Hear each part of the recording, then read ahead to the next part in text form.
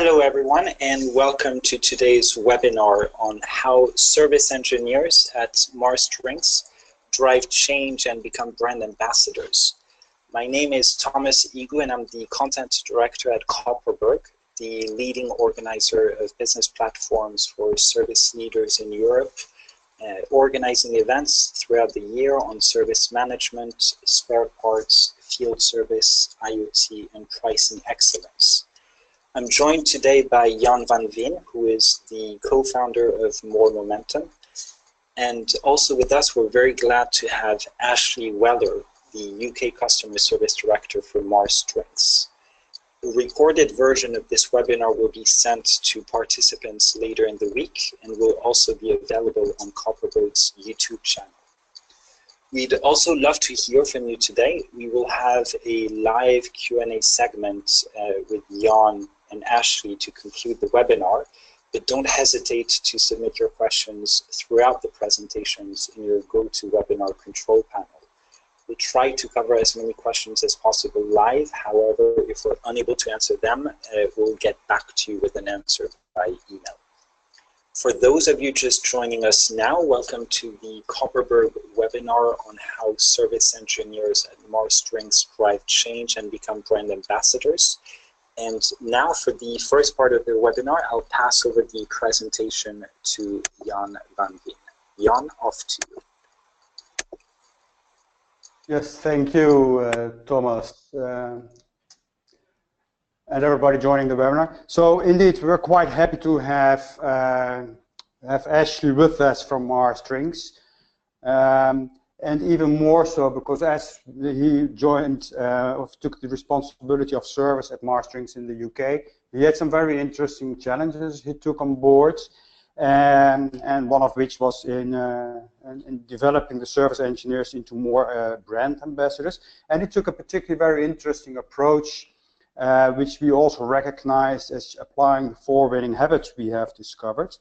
And that means instead of just focusing on pure the business side of what does it mean to be a brand ambassador and trying to kind of push the change from the top down, he really took the approach of empowering people and his engineers to take ownership of the change themselves.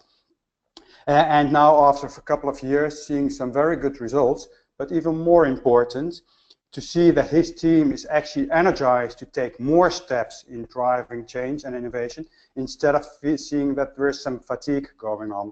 So, very happy to have Ashley on board to share his story about how he did this transformation and how he used the 4 winning habits. But before we go in having Ashley share his story, let me share a little bit of where we are coming from, where the 4 winning habits came from, and put a little bit of context in to prepare you guys for the upcoming story from Ashley. So I'm from the co-founder of moreMomentum, and we are a training and consulting firm, and we work with forward-thinking business leaders in the manufacturing sector who want to accelerate their innovation of their business in topics like digitization, servitization, the changing customer needs, Internet of Things, and what have you. Before raising moreMomentum, I was co-founding partner of Noventum Service Management, an international service consultancy firm helping manufacturers to develop their service business and operations. And in, let's say, more than 20 years, I have been helping many companies to accelerate change, and typically saw that too often business leaders, and also consultants, by the way, tend to focus on the business case, the strategy, have powerful change management approaches which are typically going top down and pushing and enforcing change. And too often we forget about the missing link, is that to drive change we really need people to drive the change. So that inspired me to do a research last year to define what are actually sets those companies which are quite successful in driving continuous change for a long time and therefore are the leaders in their industry. What is exactly setting them apart from the many others who tend to stagnate and actually see them falling back behind their competition? So in the many conversations we had with companies, actually we every time see three key problems emerging as a consistent picture. First of all, business leaders or companies see that change is slow. When we talk about big change, or like innovating your business, or small changes like small interventions to fix performance issues, it tends to go slow, and there's always a sign of resistance, energy going into resistance again, resisting the change, and therefore also energy into fighting the resistance or overcoming the resistance. The second key problem we notice quite often is that whenever there is something changing or innovating or improving, it tends to be incrementally improving what you already have. Let it be your products, incrementally improving your products, your services, your sales approach, the operations. There's all small incremental changes and improving the status quo, which will not help you to get to the future and really take bigger changes and accelerate change. And then we see that quite a lot of business leaders or other people in organizations, that they see the change coming up, they see the opportunities and the threats coming up, and that they see that the organization is not responding as quick as they could be and should be, but that they also see that they have lack of influence in changing that in their own organization. So those are the three key problems which ultimately lead to the situation that they see their organization stagnating and falling behind competition. Now, what do we see with those companies who are more successful in that, and then the business leaders who are more successful in driving continuous change and business innovation, is that we see that they have three aspects or perspectives or assumptions and beliefs which are quite different than commonly seen in many companies. First of all, that they really believe that people do drive change instead of resist change, assuming that there's a good reason to drive change and that there are not too many obstacles. And this is quite often the problem, that we tend to create too many obstacles for people to drive change and to change, and that they go into kind of defensive mode.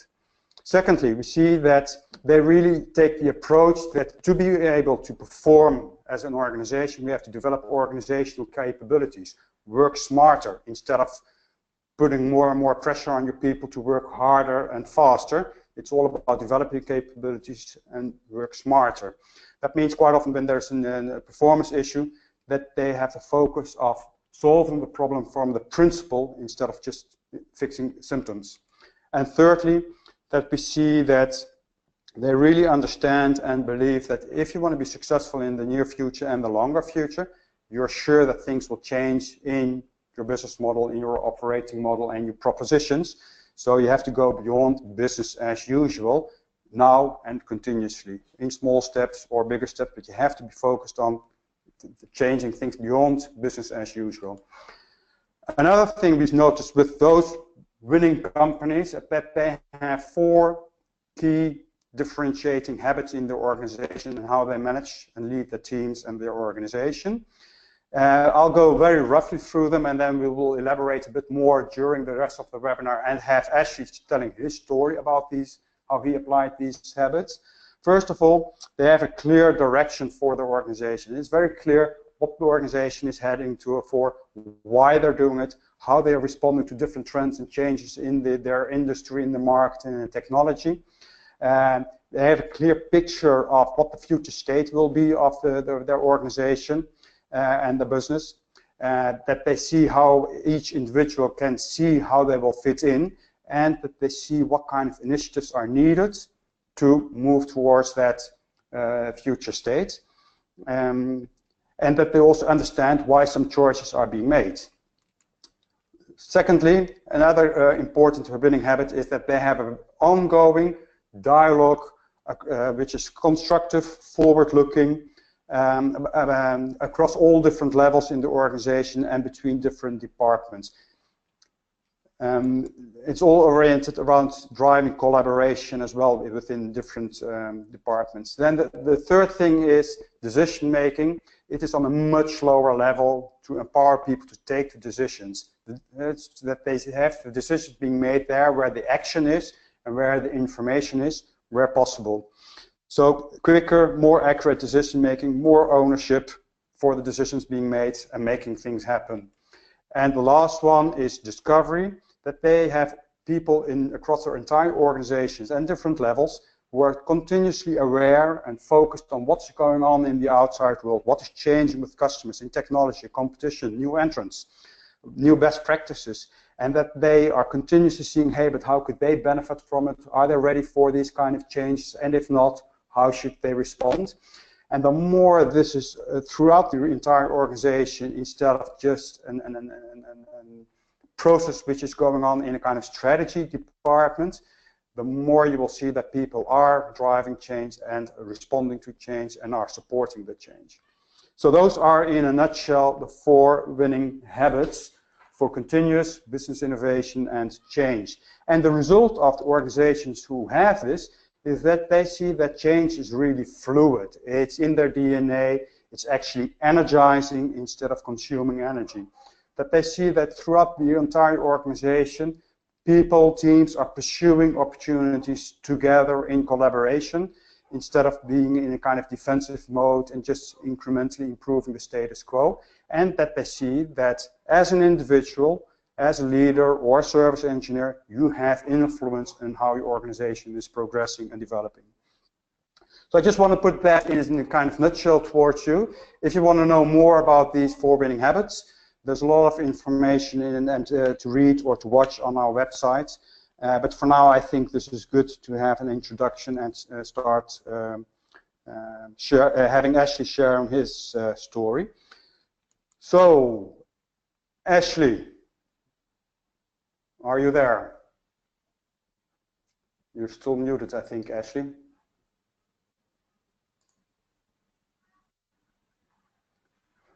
Ashley, can you unmute yourself?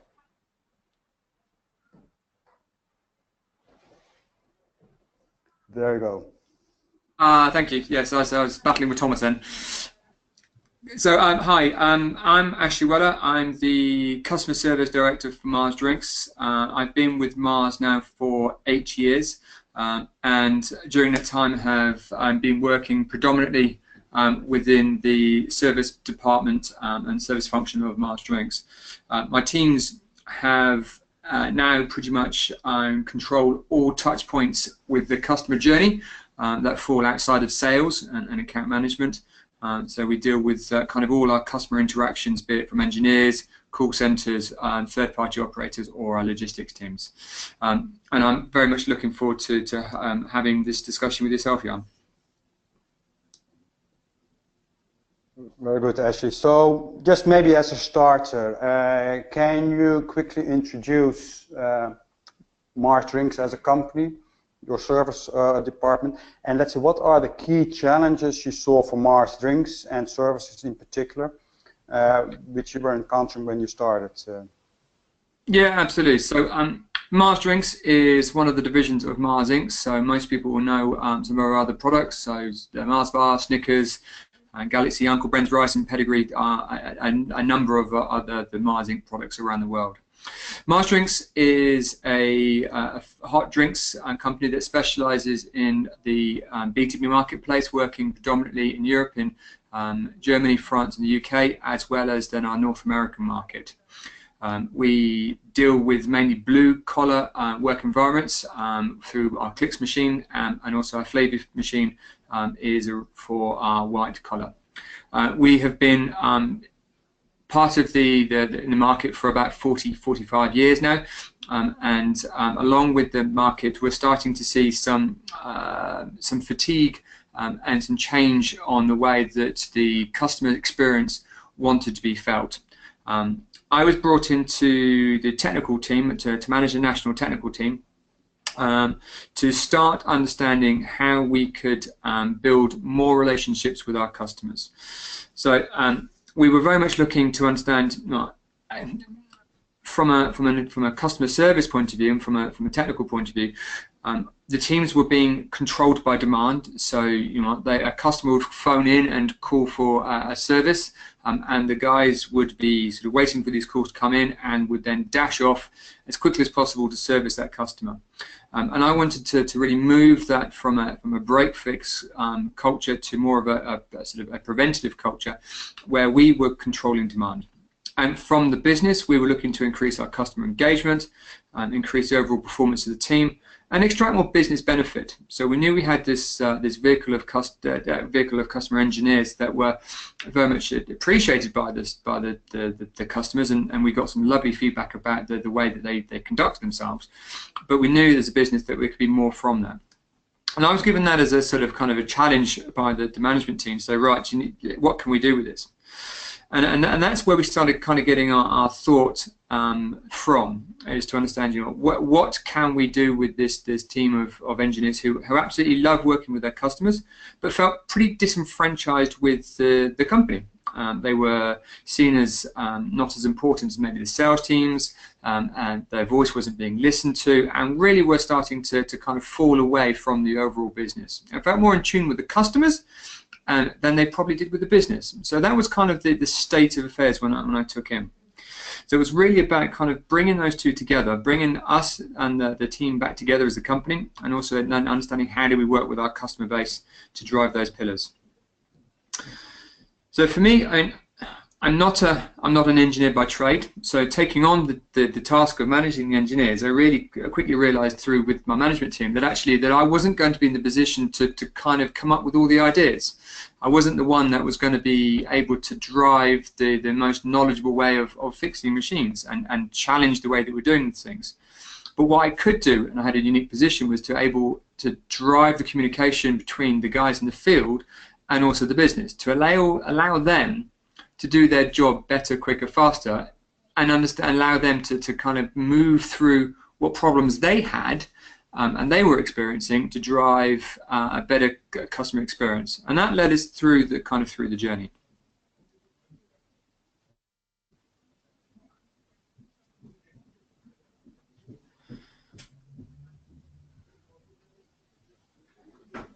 Jan.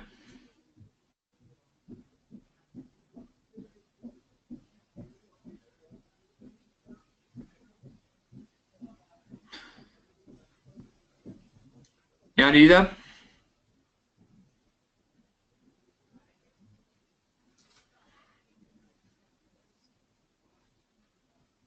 Check, check, check.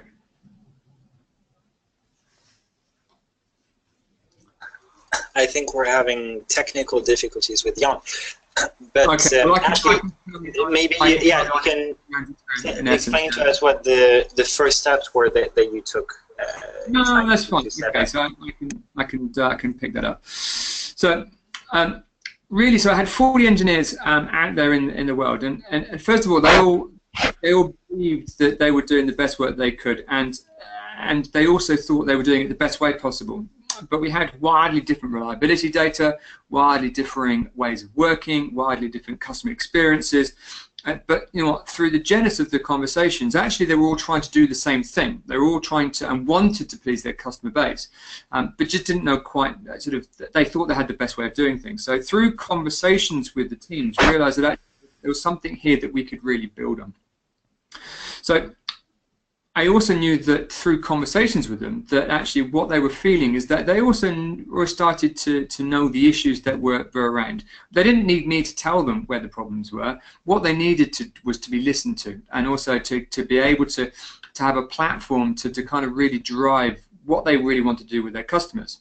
So they knew that they had this problem, and I also know that I had a kind of a remit from the business to make some step changes, and whilst some of the steps that we wanted to take were kind of different between the two parties, we both realised that actually we needed to be moving forward and coming together. So we kind of had this opening to kind of drive, but we also knew that we needed everybody on board. And we needed everybody to be part and parcel of the process and contributing to the goals for them for all of us to be successful as we go through this. And the one thing we knew is that there was going to have to be this paradigm shift for the teams to kind of realise that the business was listening, and also we cared, and also we wanted them to be part of that, but actually that they were allowed to make some of these recommendations. I'm lucky in a way that because working for Mars, we have our 5 principles, and one of the principles is about personal responsibility, and by stressing the requirement of responsibility of our associates, we're able to leverage the DNA of our staff and our associates to really start building sort of the platform we started to work on.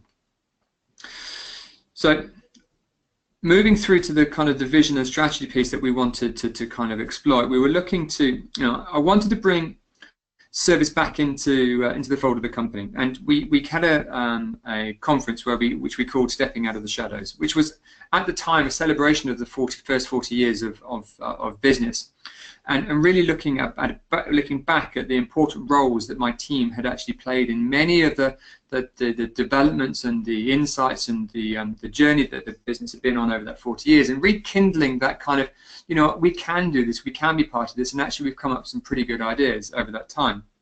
And we used a structure called the 3 S's, which was around kind of looking at how do we strengthen, so how do we build on our service, how do we strengthen our relationship with our customers, and ultimately how do we stimulate then change into that customer base as well. And we really wanted to move the guys from being the white knights, the guys who would pick up a call from a customer and say, my machine's broken, and would dash in as quickly as possible to help the customer solve their coffee issues, to moving that from that to being a brand ambassador, one who felt comfortable and confident to talk about the bigger picture about what Mars Drinks could do for them and their consumers and their staff on those sites.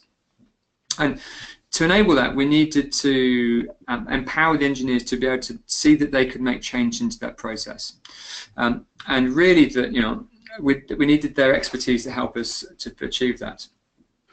As I said, we had 40 engineers all believing that they were doing the right thing, but it's about just making sure that we could refine those ideas into one area. So we needed to sustain change as well. So we also realized that I as a manager could quite easily put a bunch of KPIs together, and to stress that if you didn't achieve this, then actually we would have to have a serious talking to, and that there could be outcomes that would sort of impact your life and your journey at Mars. But realize that was only going to get you so far. It would get you commitment. Compliance to what you were trying to do, but it wouldn't give me the commitment that we needed for this to be a long-term success. So really looked at kind of understanding, well, what do we need to do to kind of build that relationship between us and the business and the guys, so we could gain that commitment, use their expertise, use their knowledge in a way that it started out as a safe environment and fostered that culture of creativity.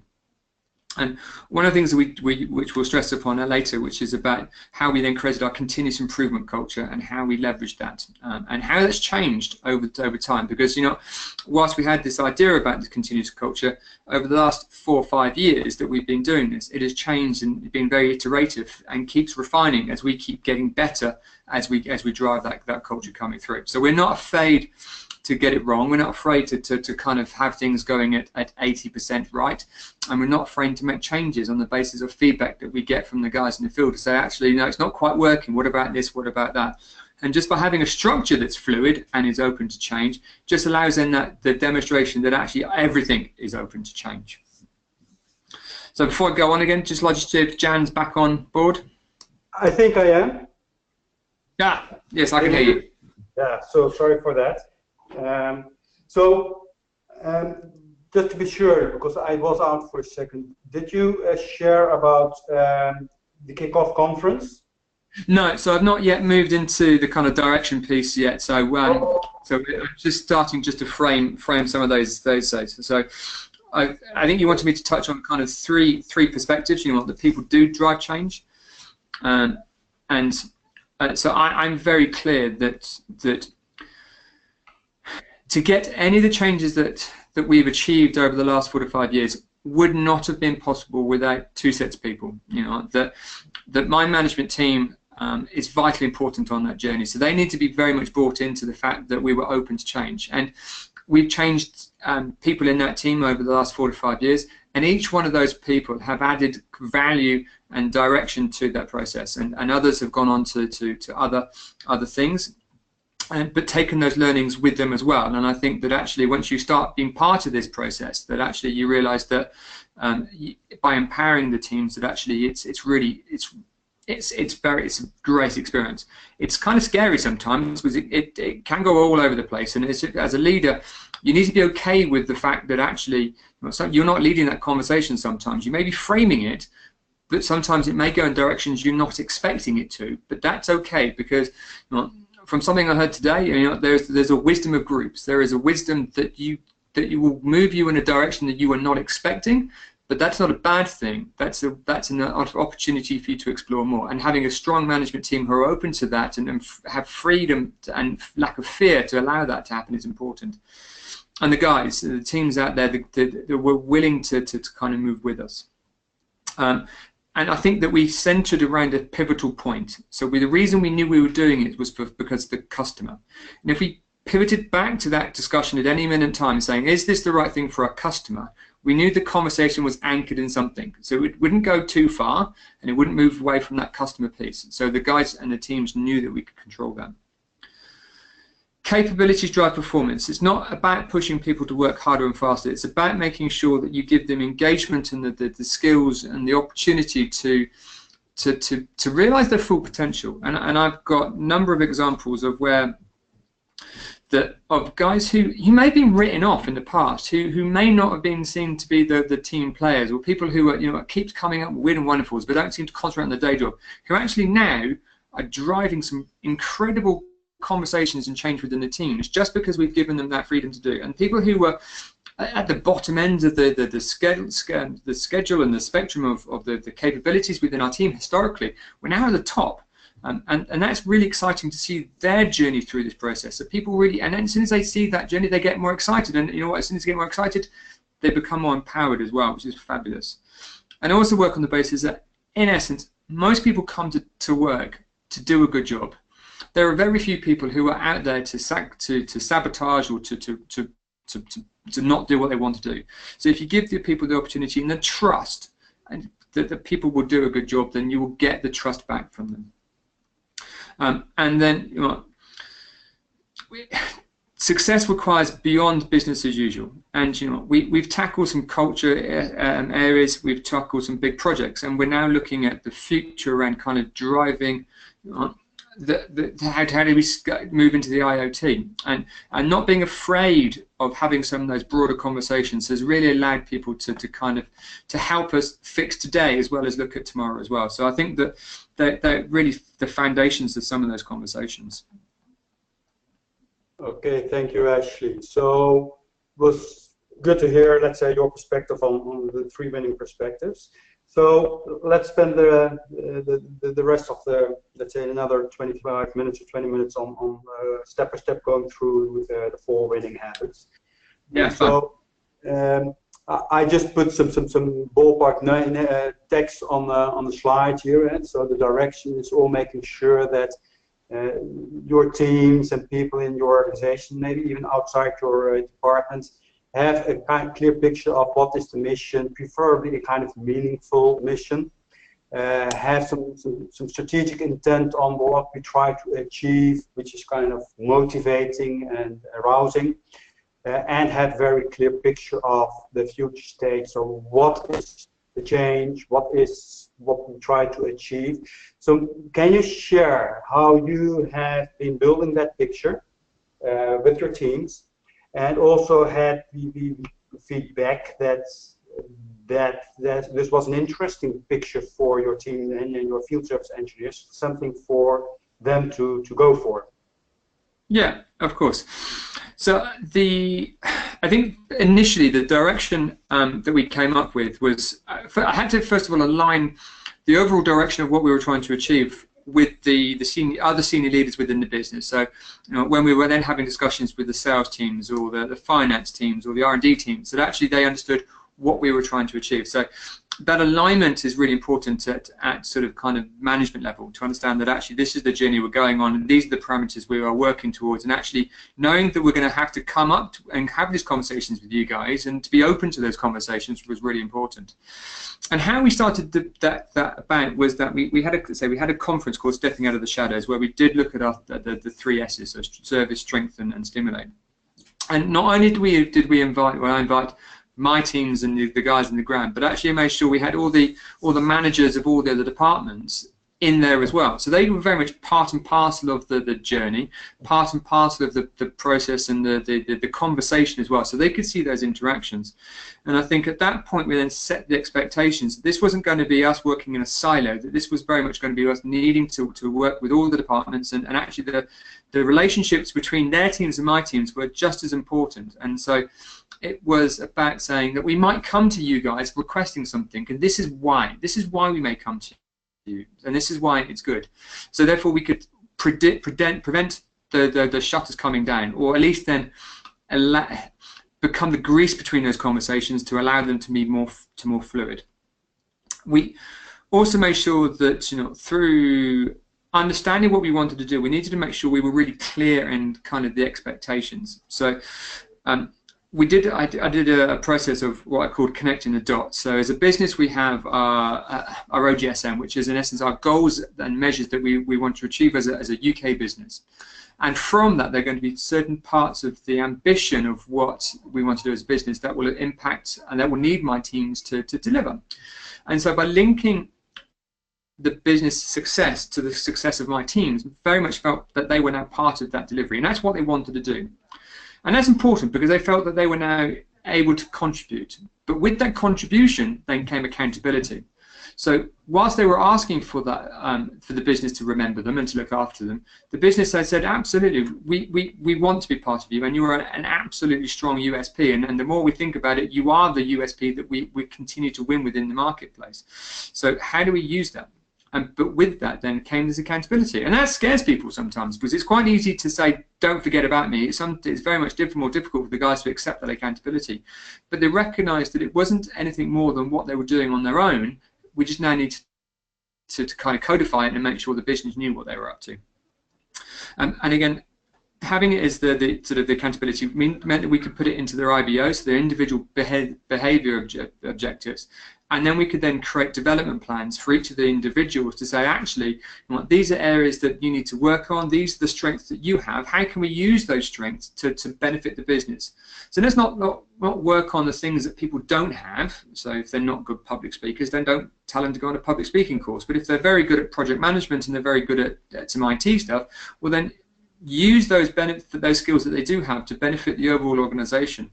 So, and it took us a bit of time to kind of understand, by working on the things that are left in and enhancing that, we could drive greater change and greater enjoyment and greater engagement from the guys, and gave them the power to go do that.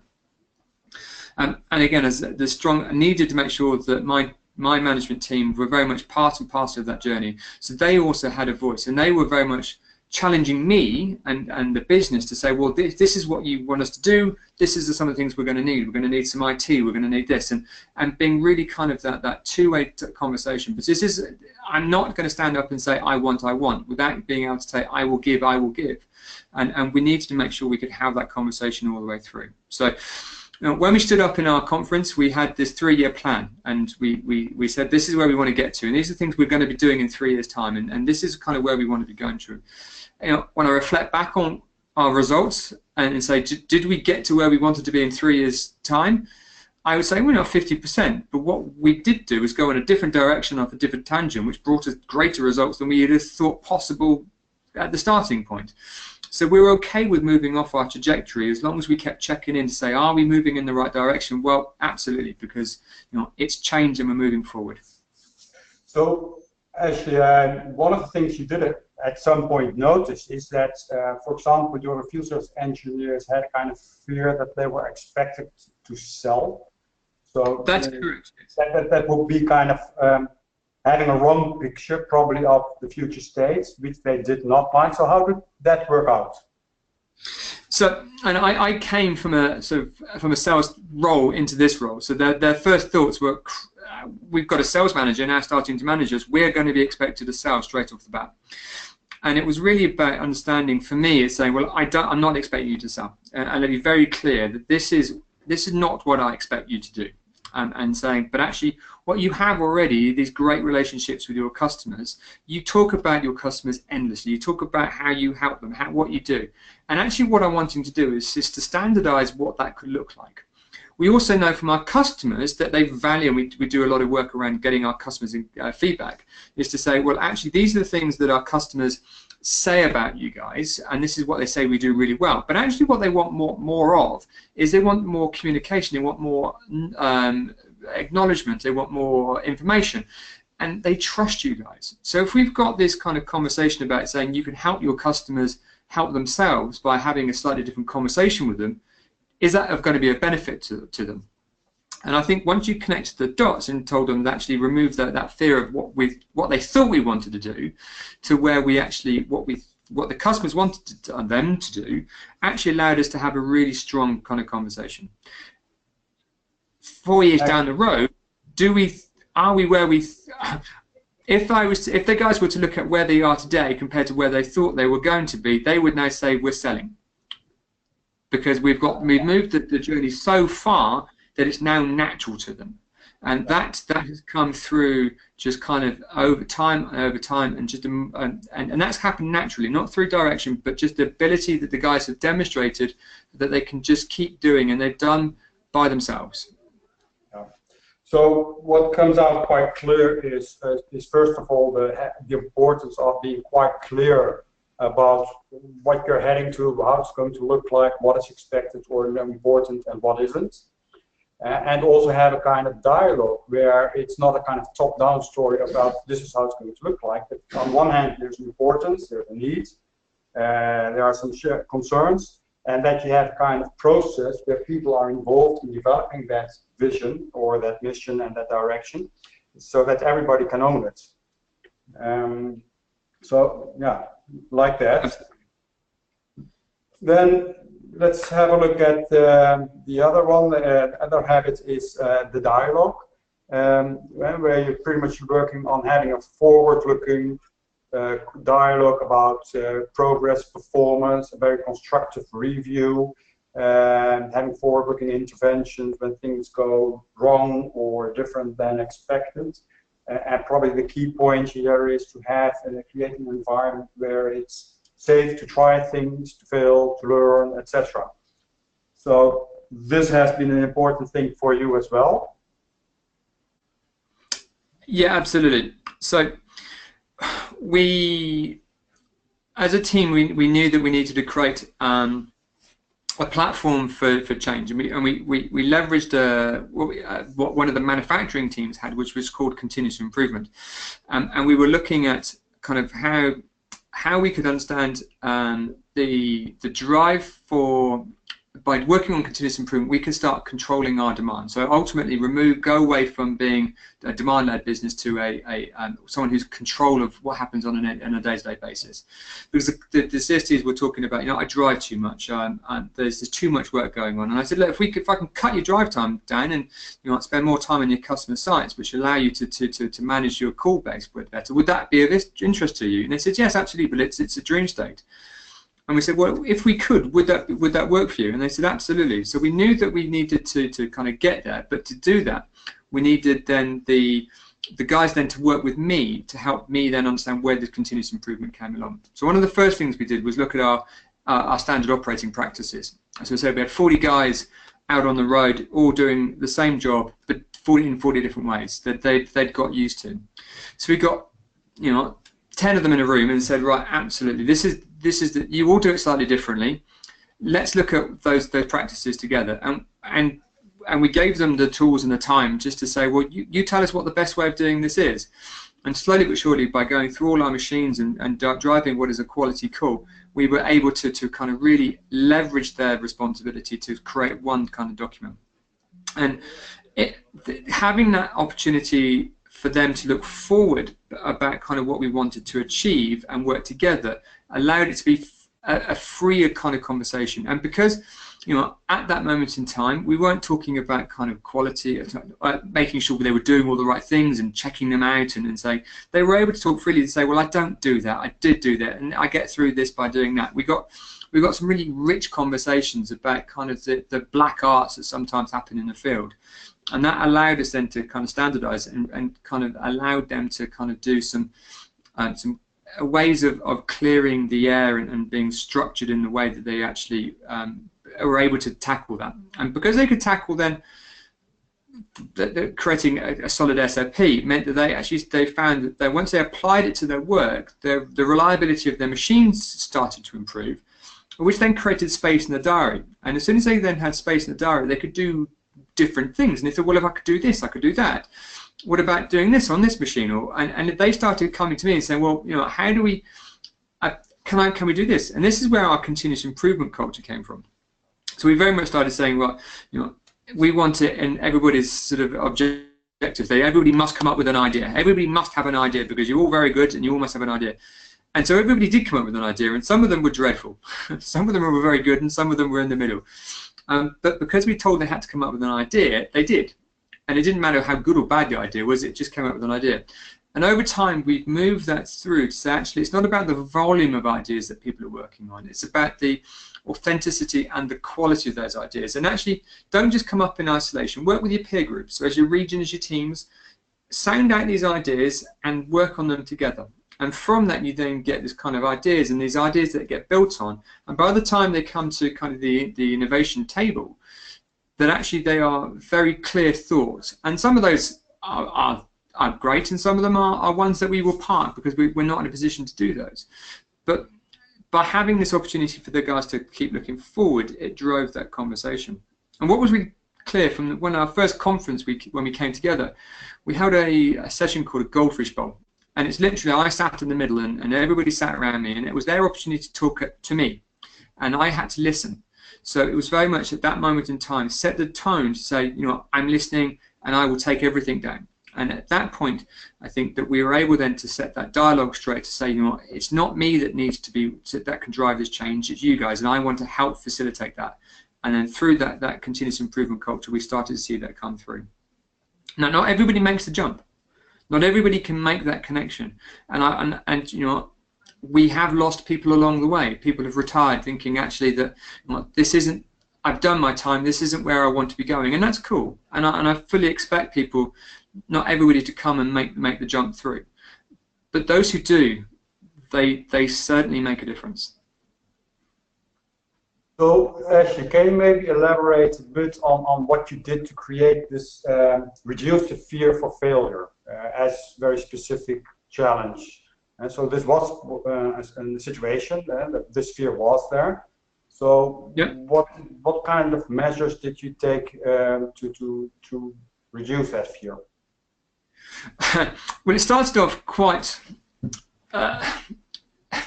No, I wouldn't say accidentally, but it came more from a relaxation. So, there's an old adage that when an engineer sees a glass that's half full, they don't see either half empty or half full. They see a badly designed glass, and they wanted everything to be perfect 100% of the time. And I said, actually, that's never going to be the case. So we have to accept that, if something is 80% good, then absolutely, then that is something that is ready to go. We can start working on that, and we can refine the rest of the 20% as we work through. It doesn't need to be perfect. And so therefore, once I started setting the expectations that it didn't need to be perfect and things could be iterative as we move through, there was a level of acceptance that could be the case. So, when we started to develop some IT in the field, we knew that, the guys struggled working with iPads because it was a cumbersome tool that didn't do what it wanted to do, and it spent most of the time being a really expensive doorstop. What we needed it to do, we needed some IT that they could work with, and they came up with ideas of using iPads and that sort of stuff. We said, well, let's try it. And on that, we could build some apps and some technology that we could help with our customer conversations. And we told them that, this isn't going to be perfect. And then I think as soon as we told them that we weren't going to get it right, it was okay for them not to get it right. But if everybody knew that we were going to be iterative and change and tweak and move and develop, then it was okay to get things wrong and to change. And I think if we should, as a management team, the humility to say, actually, we don't get it right all the time, and I'm not expecting you to as well, that vulnerability that I showed then transferred into the organization as a whole. So, the culture that you get is the culture that you create. And I think that as a leader, I have to be able to demonstrate that. So I can't say to somebody, if they try something and they get it wrong, I can't reprimand them for getting stuff wrong, because I've asked them to go do that. I just ask them not to make it really expensive mistakes, or not at least twice. And we recognise that, and that's the the start of it.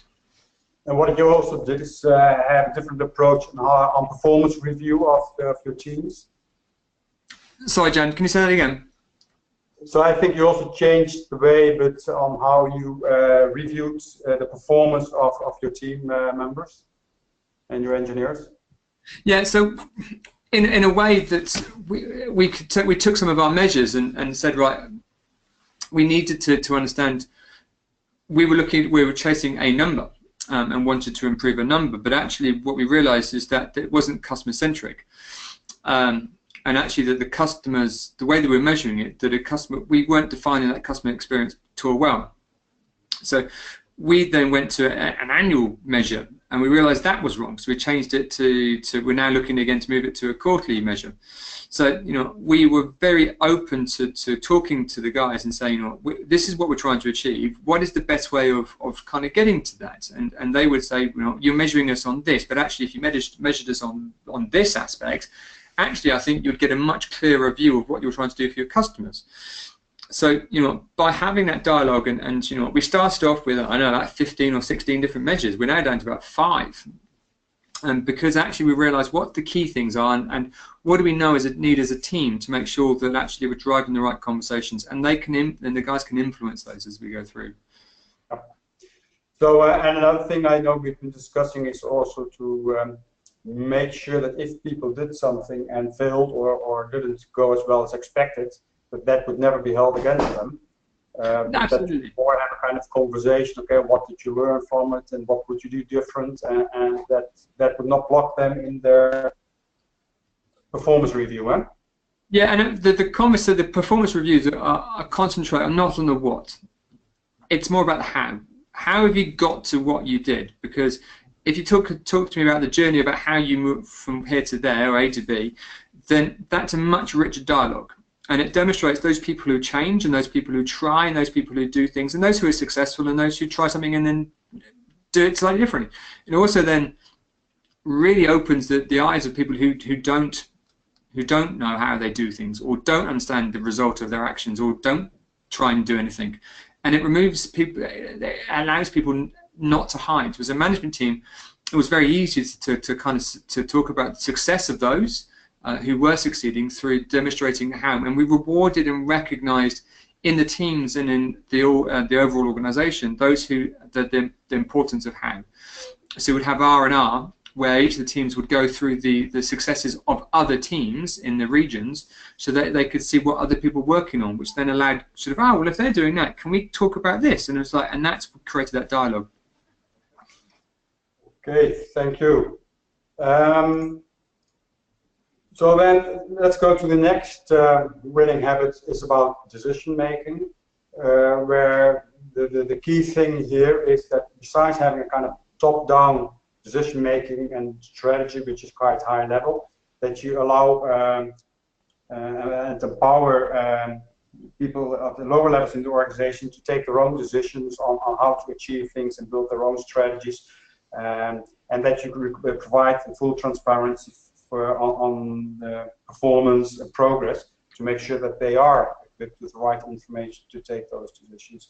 So you have been seeing that even on the level of service engineers, that they were taking initiatives, they saw areas to improve, and that they actually went on doing it. So how did that work, and how did they start doing that and being more on a higher tempo in doing this?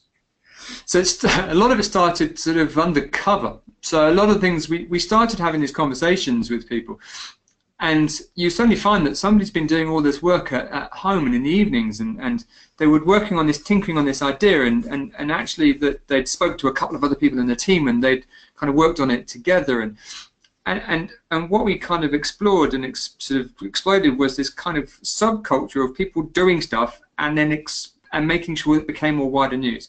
We had one of our guys who was having dreadful trouble with ordering spares and knowing which part went with each machine, and for him he just needed to organize it in his head.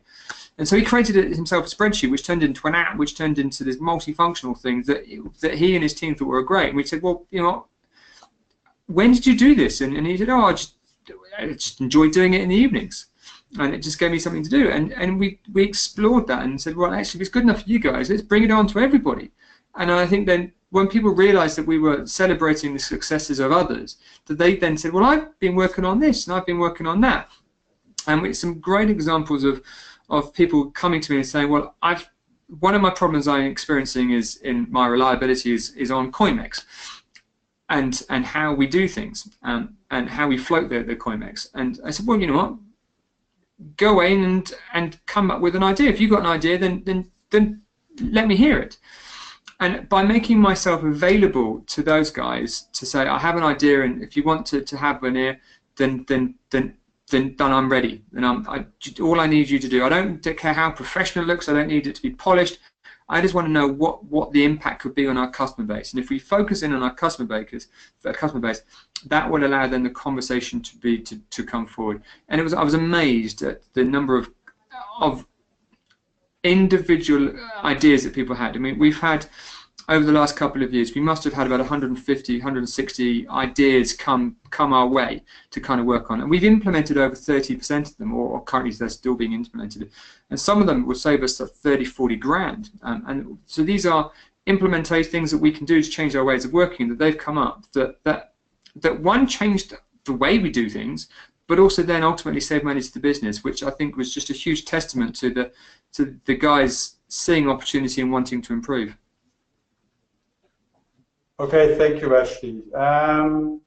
Just having a look at the time, maybe it's good to briefly touch the fourth winning habit, which is about discovery, having, let's say, on all levels and teams, people being more involved and active on exploring the outside world, how that will impact your business, and how to take action on it.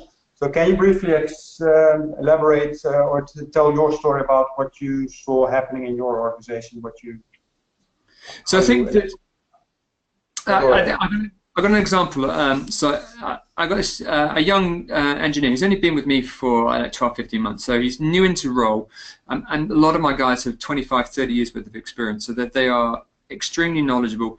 This young buck comes in and he wants to kind of do something different, and for me it's great that, you know, by having this culture we've changed over the last 5 years with all these guys who've been in the business.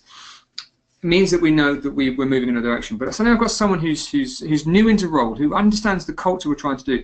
And he wrote to me after, I think, about 10 or 11 months in the business and said, right, he said, I've been having some sleepless nights. I've been looking at some research about kind of the coffee industry and the coffee shop boom, and what's happening in the industry, with the B2B industry, with the coffee machines. And I've got a concern here, because I think the market's moving in this direction, and we're staying here, and I think that our drinks need to do this, and I've come up with a solution. Now, this was a kid who's just come into this organisation, who's now starting and recognises that we're open as a shop to these kind of concepts, and his thoughts were wildly far future to anything else the other guys had come up with.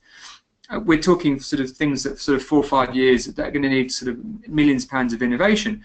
But the fact he had sat on his own time thinking about what we could do as a business moving forward meant so much to me as a line manager, because actually he got it so quickly, and he had to see himself as having a vested interest into the way that he could make a change to the business.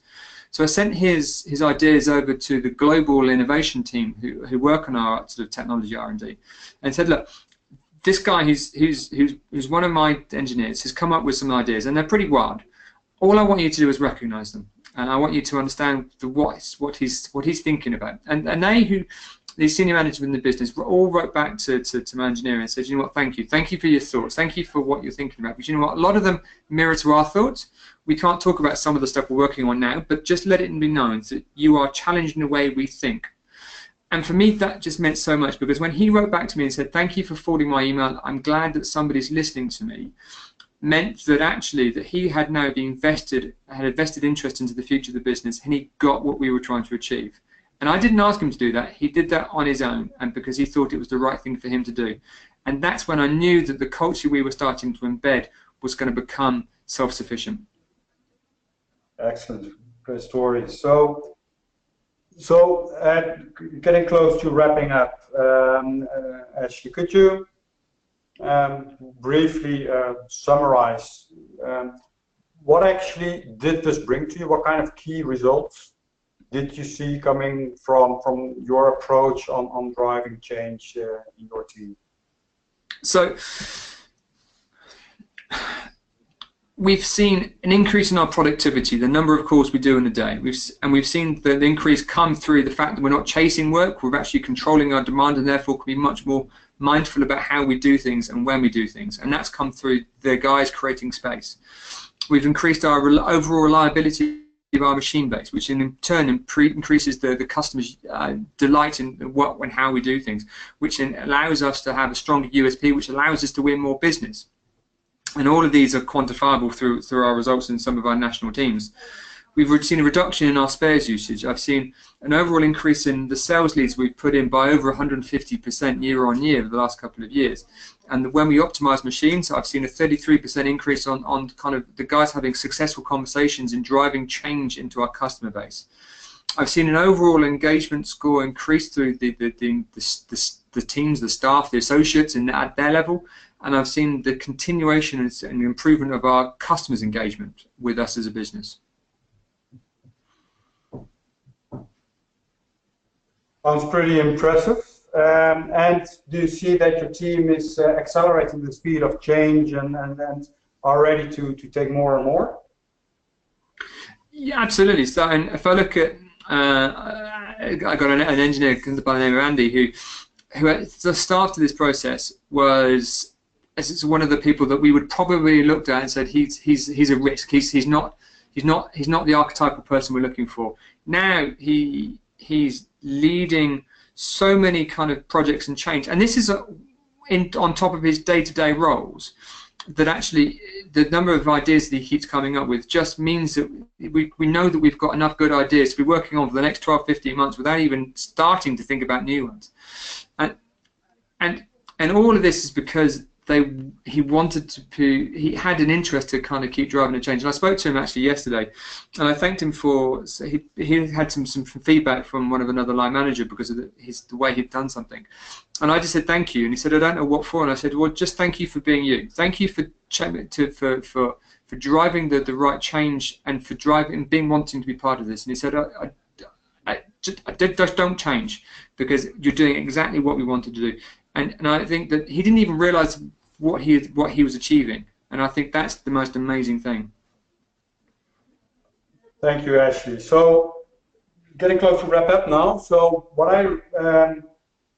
looking back at what you've been sharing with us, I really believe that if we think this is about change management, getting buy-in, and people to get people on board, I think we're actually missing the point. It's all about creating an environment and a culture where everybody is eager to drive change, to see where the change is needed, and to collaborate and to make things happen together, and that they have a safe environment for that, and that you, by that way, actually have not only a successful project, but that you have a team who is ready to keep on innovating and changing for the future, which is quite imperative in our rapidly changing world at this moment. So thank you for that. Just before we go to Thomas to see if we have any questions, to the audience, if you would like to have an idea of where you are with momentum and the ability of your organization to drive continuous change and innovation, you can do via our website a free of charge scorecard, which will give you a picture of what are your strengths looking at momentum, your ability to drive change, and where are the areas to focus on to improve that ability to change and innovate. So we will give you the URL, the link to that scorecard. It is on our website. So Thomas, I will give it back to you and close up and see if we have any questions from the audience. Yes, and thank you both, Ashley and Jan. I think because we only have actually about a minute left in the webinar, I'll ask Ashley just one question that kind of most questions were centered around, is actually more regarding the culture at Mars Drinks. So not only within the service division, but so when you came into the role as customer service director, how did you see the general culture within the organization? Was it receptive to change? Did you face any hurdles? Because at a lot of events, going through a lot of discussions with manufacturers, a lot of times they struggle because they don't see that a receptive ear from boards of directors or management teams to invest in service, whether it's on talent or on technology or other things. So how did you encounter that? Did you have to do a lot of convincing them, not only saying the advantages, but maybe talking more kind of monetary advantages, or how did you face that? Or were you just lucky into being in an organization that was already very customer centric? So I think that there was a mix of everything in that, really. So I started off by saying, I aligned what we were trying to do with field service with all the organisation, and I was directly challenged by the senior management team to say, we need to get more from it, we need to spend less on it, and we need to look at how do we restructure and drive that behaviour. So if I could demonstrate an adherence to all their requirements, but through what I needed to achieve, then it was a win-win scenario. So I think there's lots of talk about trying to move service from being a cost centre to being a profit centre. And I think that what we tried to look at was to say, well, how do we maximise this performance? And I said, and I would say to the management and say, look, we talk about sales as being the most important part of our organisation. However, if we didn't have a sales team for a year, well, you'd lose 1 year's worth of sales. But the majority of our business is actually client-based, and you'd say that actually, if we didn't have if we lost a service team within 12 months, that actually 80% of our business, if not all of it, would disappear overnight. So it's about structuring the conversation around kind of what's important, and at the same time, we as Mars Drinks were trying to understand how do we become more customer-centric, how do we leverage our relationships. We knew it was broken in certain areas, and we leveraged areas where it was working to demonstrate how we could do more of it in other areas. And we knew that we had a strength with our engineers. It's about saying, and it's providing the so what. So what are we going to do with that strength? And I think that once we could demonstrate what we could do with it, then we were given latitude to try things. Yeah. And one last question, actually, in relating to your 3 S's, one of them being about strengthening. Actually, when you look at the relationship between the different departments, so between the service team and R&D or your innovation team or sales, do you feel that you've, through this change, have strengthened the relationships between at least between your team towards the other team? So if we look back at your example of your new engineer, the young guy who had some ideas that you forwarded to the innovation team, I mean, without going into details, but you feel like the result from the innovation team that you got was what you're aiming for, or would you feel that you get a stronger relationship back from them towards your service team? In short, yes. We have numerous contact points around now. Our sales teams, our customer service teams, and the inbound team, and what people realise is actually that if they work together on things, that we get a better result. And that seems very intuitive, that should happen automatically. But actually, you know what, the engineers would say to the call centre, I don't understand why you're sending me on these calls, they're not for us. And they said, well, we don't understand. How would we know what to send or not to send? We just talk to the customer. And they said, well, okay, what happens if we were to give you some upskilling or some direction to be able to ask the right kind of questions, or actually to solve some of these issues over the phone? That would free up our time and also allow you to solve that customer's need at the point of contact. And they took it upon themselves to come together and say, it's all right if we talk about this. And it was just absolutely, yes, we can help do that and get the right people in a room to kind of create that. So we would continually challenge ourselves, and this is no way in a perfect nirvana. We have bumpy conversations on a day-to-day basis because we deal with customers and we deal with people, and this isn't kind of I say it's not a nirvana, but what we do know is that if we center around the customer, we talk about kind of what the possibilities could be, then we get people on board. Yeah. Yeah, great. Well, thank you very much, Ashley, for your time today and your insights, and Jan as well. It's been a pleasure of having you both this afternoon for this Copperberg webinar. So just a last note, of course, for the audience. We do have the 11th edition of the Aftermarket Business Platform coming up next month at the Hotel Atlantic Kempinski in Hamburg, so from the 18th to the 20th. The main theme of the event will be about, well, unleashing Service 4.0, so we're not talking only about technology. Actually, Jan will be hosting a panel discussion on creating an engaging service culture within the organization. We have great case studies from Caterpillar, ABB, SKF, Seco Tools, GE Healthcare, and many more organizations. Also, great thanks to our partners for this year, which you see there on the screen. If you want more information about the events, feel free to visit our website, aftermarketeurope.com. And if you are interested in doing the free Momentum scorecard, you have also the URL address there. So thank you very much for joining us this afternoon, and we actually have our next Copperberg webinar on October 12th. We will have more information about that, but it'll be very exciting case study from Rolls-Royce about their digitization of their field service business. So again, thank you, Ashley and Jan, and I look forward to seeing you all again at a future webinar or Copperberg event. Thank you. Bye. It was a pleasure, and many thanks, Thomas and Ashley. Many thanks. Thank you very much. Have a good day. Thank you. Bye. Bye.